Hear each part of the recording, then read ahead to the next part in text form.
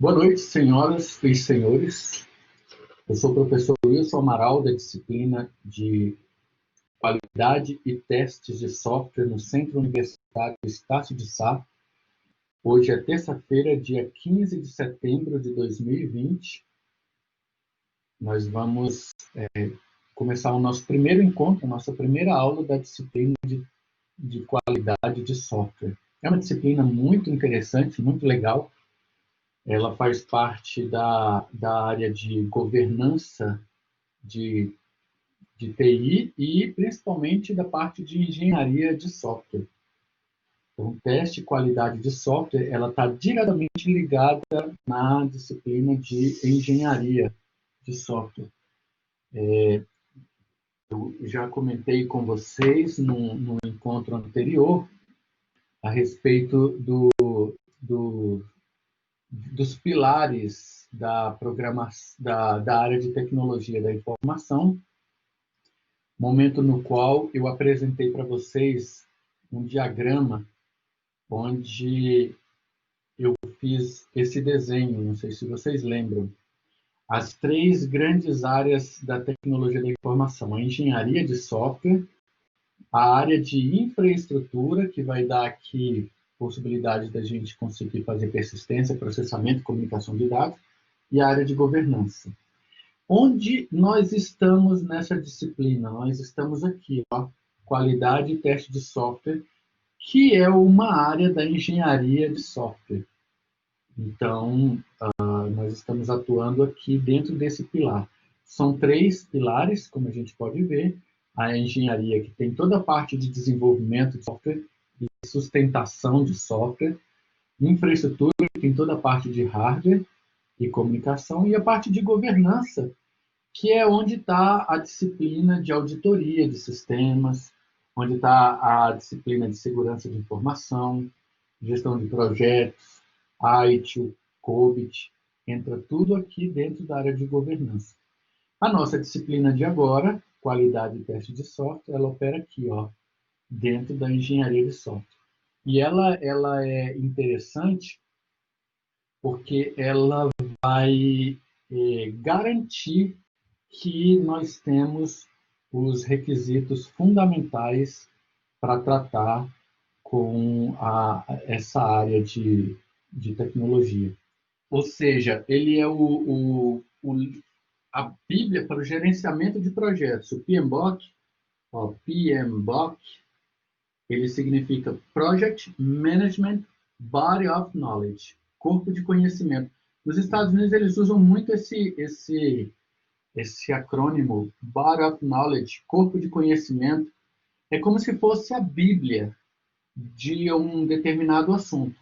E isso para o gerenciamento de projetos. Então, não se fala de gerenciamento de projetos, gestão de projetos, sem tratar do PMBOK. Não tem como. O PMBOK é a Bíblia do gerenciamento de projetos. Na área de engenharia de software, nós temos o SUEBOK. O finalzinho é a mesma coisa, ó. Body of Knowledge. Ou seja, corpo de conhecimento. Só que, né, no nosso caso aqui, o SW é Software e o E é Engineering. Então, é engenharia de software, ou seja, é o corpo de conhecimento para engenharia de software. A vantagem do PMBOK, por exemplo, é que ele é traduzido para diversos idiomas, dentre os quais o português. O SUEBOK, não, não houve nenhum esforço. Eu até teve um trabalho no semestre passado, de uma turma minha de disciplina de software, de engenharia de software, que a gente fez a tradução do SUEBOK. Mas, oficialmente, ele não tem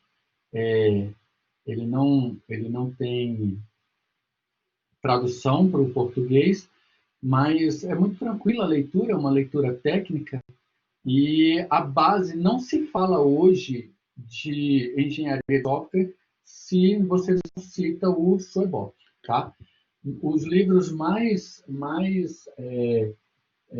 usados na área de engenharia de software são os livros do Ian Somerville, que é uma referência para a área de engenharia de software.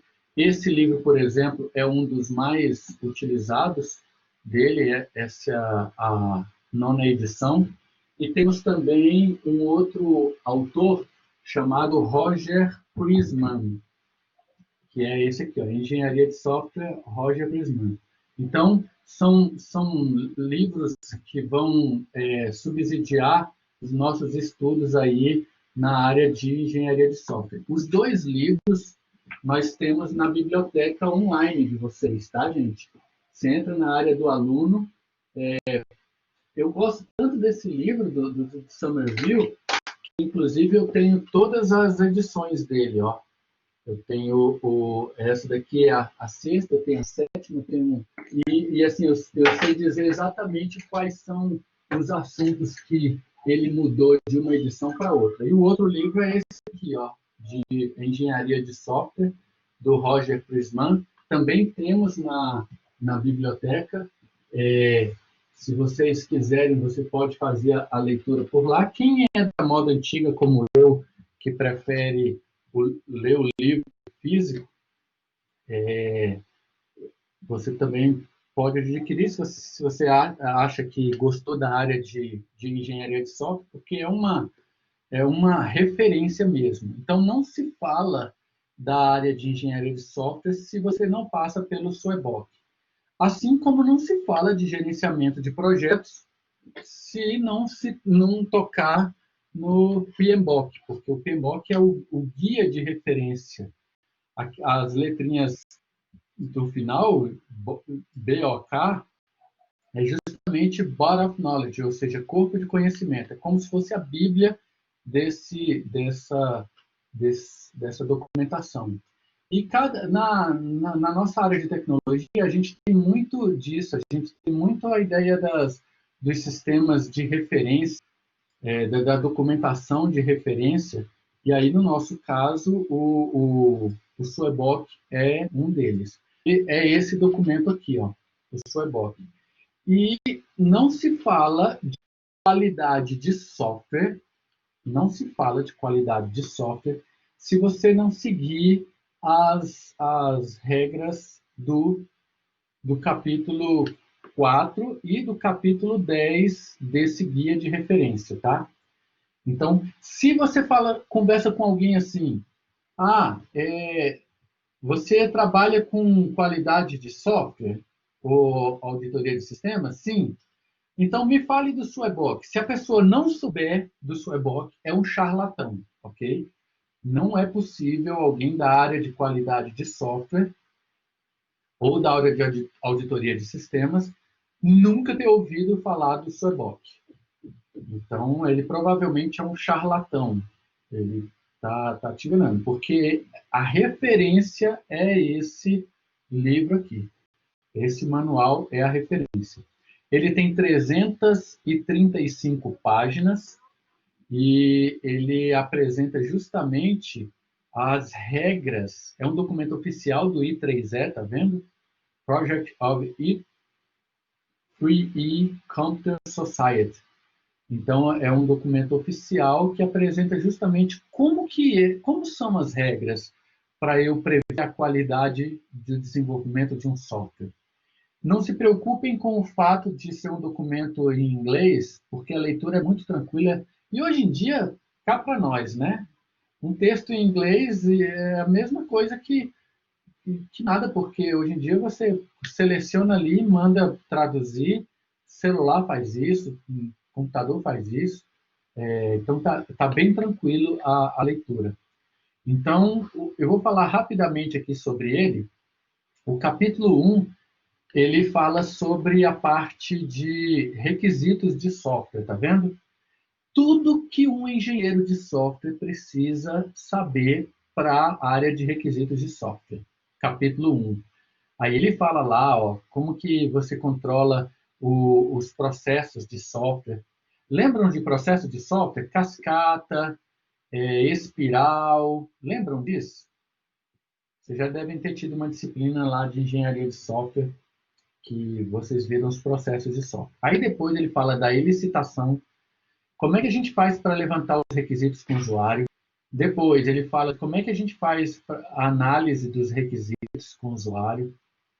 Como é que a gente faz a documentação dos requisitos? Como é que a gente valida esses requisitos e quais são as ferramentas que a gente tem para trabalhar com requisitos. Então, esse é o capítulo 1. Olha como ele é bem completo. Então, ó, se você conheceu um profissional de engenharia de requisitos, um analista de requisitos, e não conhece o seu EBOC, o que ele é? O que ele é? Isso, é um Charlatão. charlatão. O capítulo 2, ele fala de projeto. Olha que legal, só sobre projeto de software. Quais são as tarefas para você fazer o projeto do software? Como é que você desenha a arquitetura estrutural de um software? Aqui é legal porque ele fala na diagramação UML. Como é que você faz para fazer a interface de interação do usuário do software? Depois ele fala como é que você mantém a qualidade da parte de visual do software. Aqui entra o X e o I, tá? User Experience, User Interface, que são duas áreas que têm se falado muito recentemente, a área de UX, UX, né? User Experience, experiência do usuário, e UI, User Interface, que é a parte de você fazer telas do sistema ficar mais amigável para o usuário. E aí, esse é o capítulo 2. No capítulo 3, aí é só a parte de desenvolvimento de software. Ó. Tudo que a gente precisa saber para a construção de software. Como é que a gente faz a padronização, como é que a gente faz a parte da seleção da tecnologia para o desenvolvimento do software, como é que a gente faz a questão de design de API, como é que a gente faz a questão de reusabilidade de software, as camadas de front, back, middle, end, a parte das ferramentas que utilizamos para a construção de software, tudo voltado para a parte de construção. O capítulo 4, que é onde vai se concentrar a nossa aula dessa disciplina, ó. Lembra que o nome da nossa disciplina é Qualidade e Teste de Software? Lembra que eu falei que são os dois capítulos mais importantes, que são o 4 e o 10? O 4 está aqui, ó, teste de software. A gente vai ver todos os níveis de testes. Essa parte é muito legal, gente. Nós vamos ver o que é um teste de integração, o que é um teste de regressão, o que é um teste exploratório, o que é um teste de sistema, o que é um teste de performance, o que é um teste de estresse, o que é um teste de carga, o que é um teste de acessibilidade. É muito legal essa área. A gente vai ver os 15 tipos de testes que existem, quais são as características de cada um deles e como é que funciona essa área de teste, que é uma área muito importante. Porque teste de software é a única maneira que eu tenho de garantir a qualidade de software, tá, gente? Não tem outro jeito de garantir a qualidade de software se não for por meio de teste de software. Estamos na página 8, tá? Onde a gente está mostrando aqui os testes de software, que é a área que nós vamos nos concentrar nessa nossa disciplina. Depois, o capítulo 5 dele fala sobre manutenção de software. Aí a gente vai ver todas as tarefas para a área de manutenção de software, qual é o processo. Isso aqui a gente não vai ver no nosso curso aqui, tá, gente? Capítulo 5. Nessa disciplina aqui, a gente só vai ver o capítulo 4 e 10. Eu só estou passando por todo o SUEBOC para vocês se familiarizarem da importância que é esse manual, que atualmente ele está na versão 3, e ele é mantido pelo I3E, que é o grupo de engenharia de sistemas, é um grupo internacional que dá manutenção disso. No capítulo 6, ele fala do processo de gerenciamento de configuração e mudança, que é fundamental para a área de desenvolvimento de software, onde ele vai apresentar todas as técnicas do gerenciamento de configuração e mudança, na área de desenvolvimento de software. Ele mostra aí a parte de gerenciamento de entregas, de versionamento de sistema, que é uma coisa fundamental para a área de desenvolvimento de software, principalmente quando você tem uma equipe de software com vários desenvolvedores, vários analistas. Você precisa ter um foco muito grande aqui na parte de gerenciamento de configuração e mudança. No capítulo 7, ele fala do gerenciamento da engenharia de software, propriamente dito. Como é que a gente faz o planejamento de um projeto de software, como é que a gente faz a aplicação de um projeto, como é que a gente controla os prazos, como é que a gente controla os custos, como é que a gente mede se um processo, se o desenvolvimento do software está acompanhando o que foi categorizado como premissas, a evolução do software, tudo a gente controla aqui no capítulo 7. No capítulo 8, ele fala sobre os processos da engenharia de software. Aqui, por exemplo, ele apresenta, dentre outras coisas, o PMBOK. Ele sugere o PMBOK como gerenciamento do ciclo de vida de um software e o controle da medida da qualidade do software. No capítulo 9, ele apresenta as ferramentas, os métodos e os modelos para se promover a engenharia de software. E aí, no capítulo 10, que aí faz parte da nossa disciplina aqui, tá? Capítulo 10, olha lá, que está escrito qualidade de software. Então, no capítulo 10, ele vai fazer aí essa parte de mostrar para a gente quais são as premissas que nós devemos levar em consideração para promover a qualidade de um software. Então, ele apresenta lá como é que a gente mede o valor do custo da qualidade. Isso é bem legal. Vai ser o primeiro assunto que a gente vai falar na semana que vem. Como que a gente mede, quais são os custos da qualidade de software. Só por curiosidade, se eu perguntasse aqui para vocês, quais são os custos para se manter a qualidade de software? Provavelmente, a gente vai ter aqui uma certa dificuldade. Nossa, professor, como é que é medido, como são medidos os custos da qualidade de software? A gente vai ver lá que tem 3 tipos de custo. O custo na qualidade de software ele pode ser preventivo, ele pode ser atuante e ele pode ser depois que o desastre ocorre. E a gente vai ver como é que são esses 3 custos da qualidade de software. Outra coisa que ele apresenta aqui são os modelos de qualidade de software, como é que a gente pode garantir a qualidade de software, que é aquele item 2.1 ali, ó, Software Quality Assurance, SQA.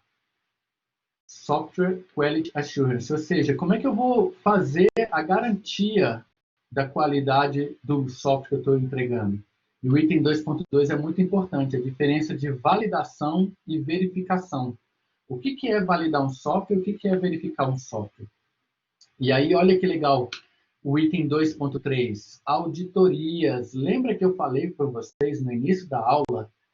Foi até a sugestão que eu fiz para o Matheus Rodrigues, dele se matricular na disciplina do primeiro horário de auditoria de sistemas, porque elas andam casadas, lado a lado. Muito provavelmente, por esse motivo, vocês estão fazendo as 2 disciplinas juntos. Auditoria de sistemas e qualidade de software. Porque uma anda lado a lado. A qualidade, o teste de software, ele garante a qualidade do software. E a qualidade do software garante que ele passe nos requisitos de auditoria. Então, uma coisa está dentro da outra.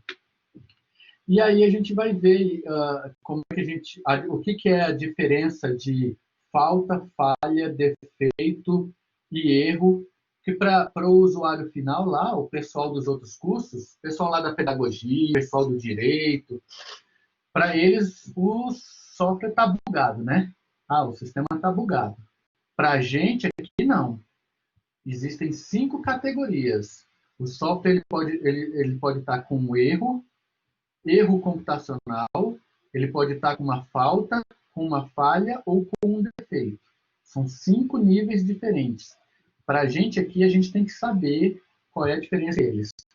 Então, eu não posso simplesmente dizer que o sistema está bugado. Isso é coisa para peão. Aqui, para a gente, o sistema ou ele tem um erro computacional, ou ele tem uma falta, ou ele tem uma falha, ou ele tem um defeito, ou ele tem um erro.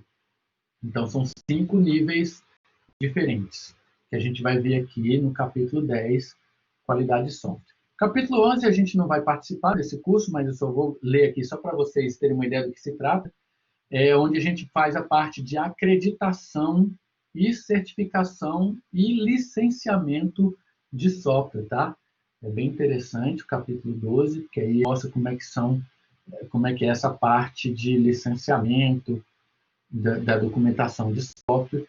E aí, no capítulo 12, ele fala das questões práticas financeiras de um software. É aqui que a gente vê, por exemplo, a análise de pontos de função para poder medir o custo e o preço de um software. E aí ele finaliza com o capítulo 13, que são os fundamentos da computação. Esse capítulo é recente, ele não tinha na versão anterior, e aí ele chegou agora para compor o Sueboc. Então, amigos, nós temos aí o Sueboc, está na mão de vocês, é um documento bem interessante, que ele apresenta para a gente todas as regras para definição e desenvolvimento e controle de qualidade da área de software. Não se fala de engenharia de software se não falar do Sueboc. O Sueboc está para a área de engenharia de software, assim como o PMBOK está para a área de gerenciamento de projetos, assim como a Bíblia está para a área de religião aqui do Ocidente, do cristianismo, assim como a Torá está lá para os judeus, assim como o livro de Siddhartha Gautama está lá para os seguidores da religião de Buda, assim como o livro de Dalai Lama está lá para os seguidores das religiões do Tibete. A mesma coisa o Sueboc está aqui para a gente na área de engenharia de software. São os livros, as bíblias, que definem as regras de como a gente vai fazer desenvolvimento, manutenção, análise, projeto, implementação, implantação e atualização de software, tá? Então tá aí na mão de vocês o Sueboc. Eu já vou pedir para vocês descerem lá no capítulo 10. Então, ó, o capítulo 10 está lá na página. Você pode fazer de duas formas, tá? Ou você vem aqui no glossário e clica em cima dele, ó. No glossário, ele tem um hiperlink, se vocês observarem, ó. Então, eu vou aqui no glossário, eu localizo o capítulo 10 e dou um clique nele, ó. Ele vai lá para a página do PDF, a página 174. Ou quem quiser ir direto lá, é 174. Aqui é que a gente vai concentrar os nossos conhecimentos na área de qualidade de software. Então, se eu pudesse fazer um gráfico aqui para vocês, ele ficaria da seguinte forma, ó.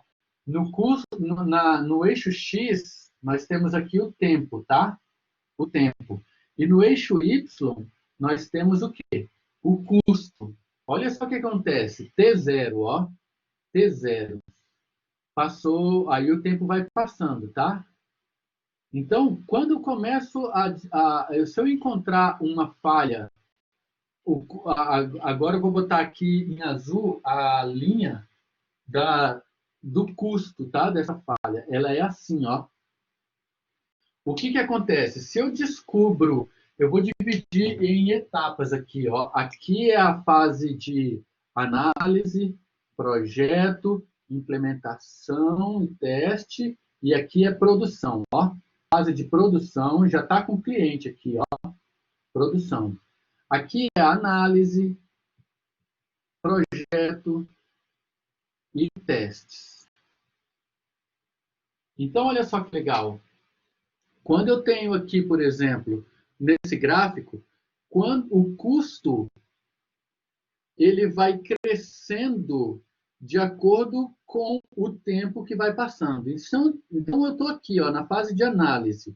Sou lista de requisitos. Encontrei uma falha na análise, corrigi ela, é barato, olha só. Corrigir essa falha aqui, ó, ela ainda tem um custo baixo. Quando eu estou na fase de projeto, corrigir essa falha aqui já é um pouco caro. Por quê? Porque eu tenho que analisar, corrigir também, não só o projeto, mas eu tenho que corrigir a análise também. Se eu encontro um custo aqui, um problema aqui, um erro aqui, na hora do teste, ó, observem que ele já é bem mais caro do que se eu descobrir no projeto ou se eu descobrir na análise. Por quê?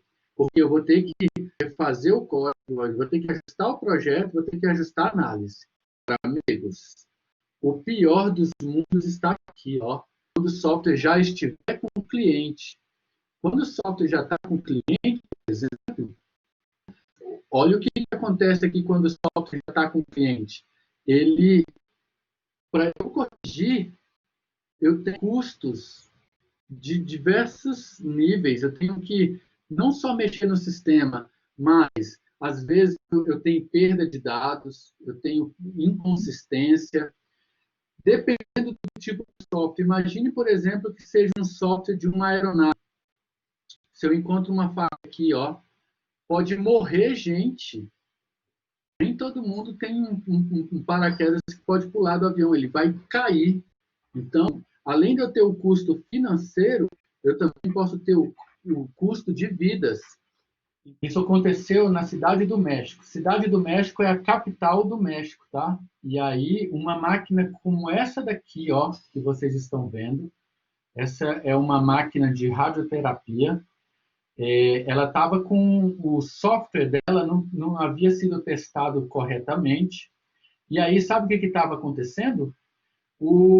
A pessoa lá com câncer ia para fazer o tratamento de radioterapia. Isso aqui é um canhão de emissão de raios, raios gama, que acabam afetando as células cancerígenas dentro do corpo da pessoa. Isso é uma máquina de radioterapia.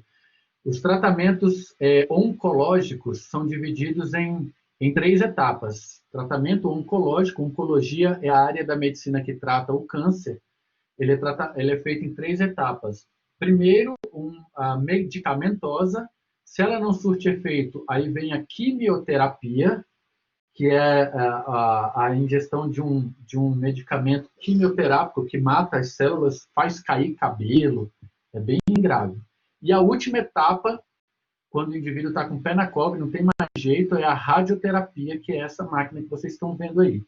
Só olha o que aconteceu na Cidade do México, o ano era 2015, o algoritmo dessa máquina não havia sido testado, ele estava corretamente, ele estava com uma falha de conversão de dados dos medidas de métricas de dados, aí ela estava dando uma carga de radioterapia 1000 vezes maior.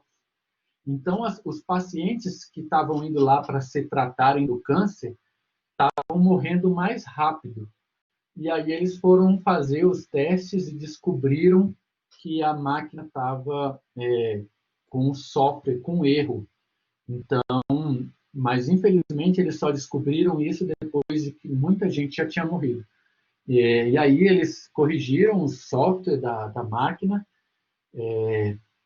mas aí já era, né? Muita gente já tinha morrido. Então, o exemplo do Aleph vai também para a área hospitalar. Ó. Imagina, um sistema dentro de um hospital, seja um sistema de controle de prontuário, seja um sistema de controle ambulatorial, seja um sistema de controle cirúrgico, que apresenta para o profissional cirúrgico quais são as etapas, as ferramentas e a intervenção medicamentosa que deve ser realizada no processo cirúrgico.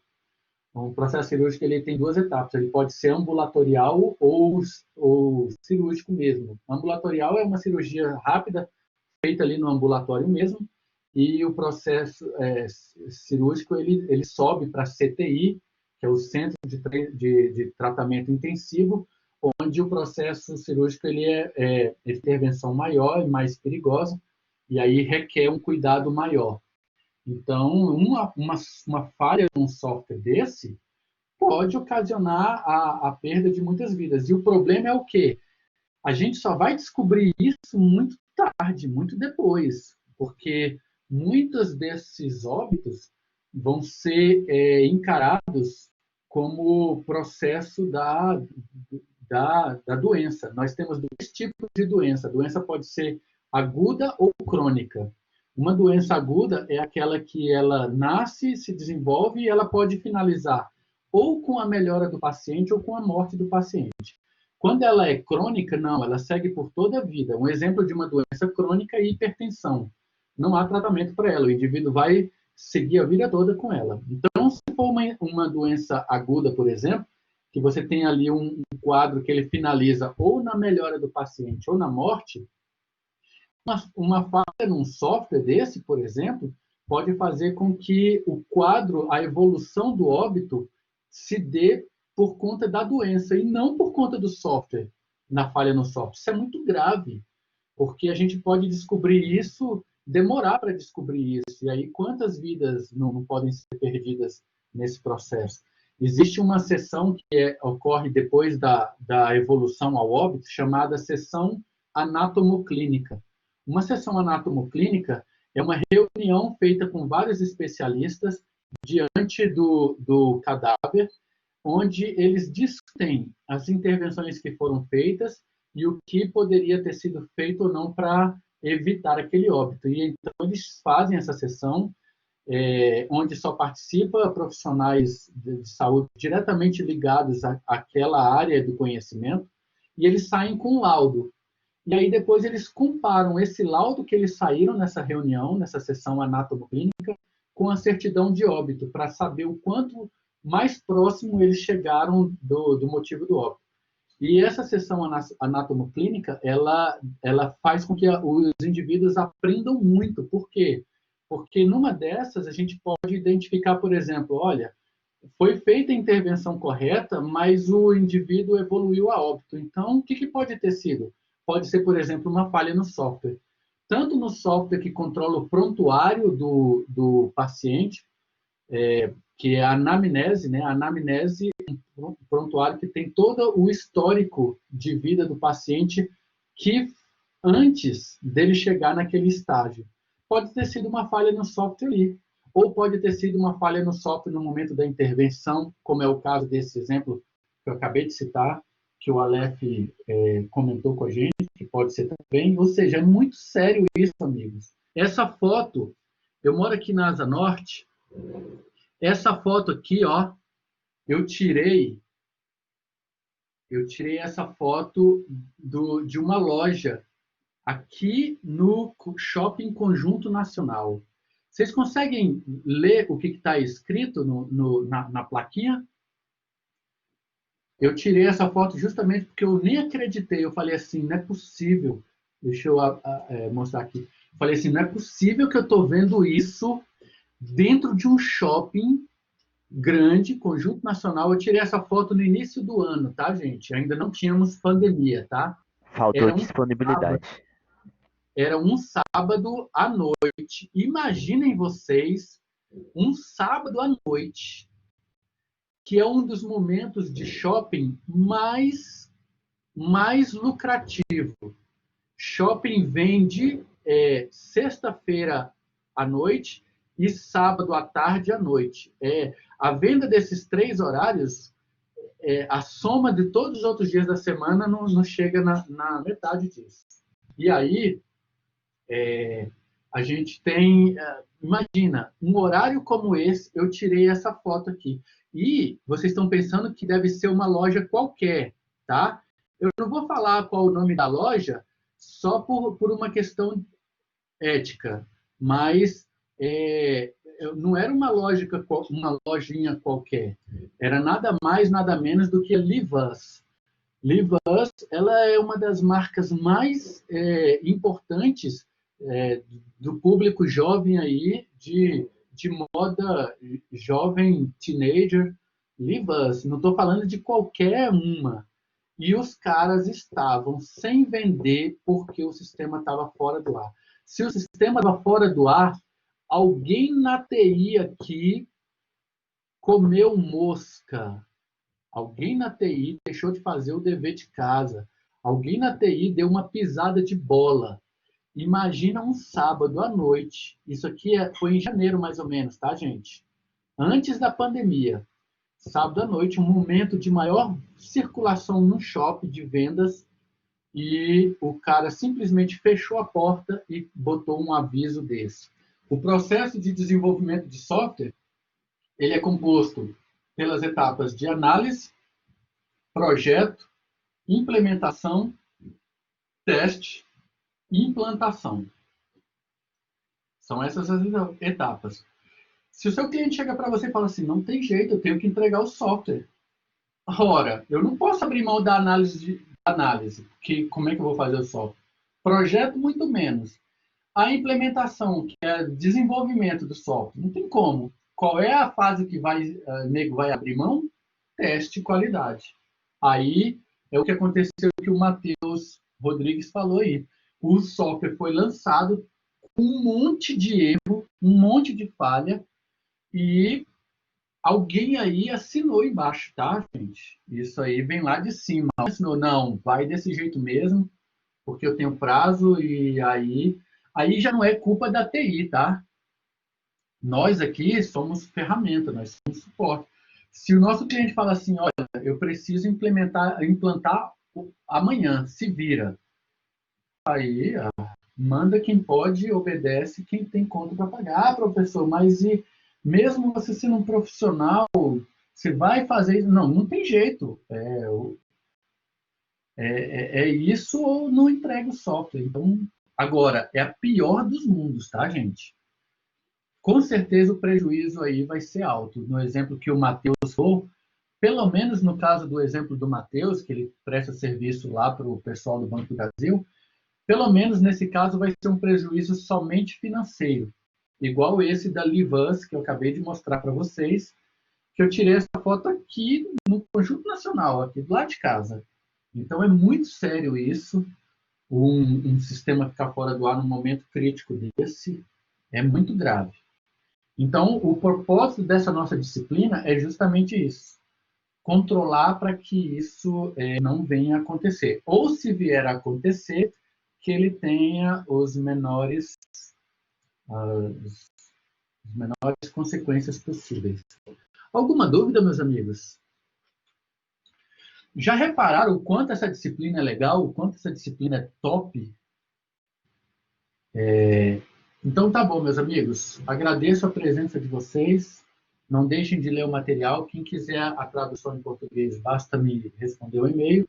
Nos encontramos na semana que vem, então, nesse mesmo ambiente aqui. Eu vou mandar o link para vocês. O link vai ser esse mesmo, tá? Mas, mesmo assim, no dia anterior, eu vou mandar um e-mail para vocês. Já que não há nenhuma dúvida, obrigado pela presença e até semana que vem.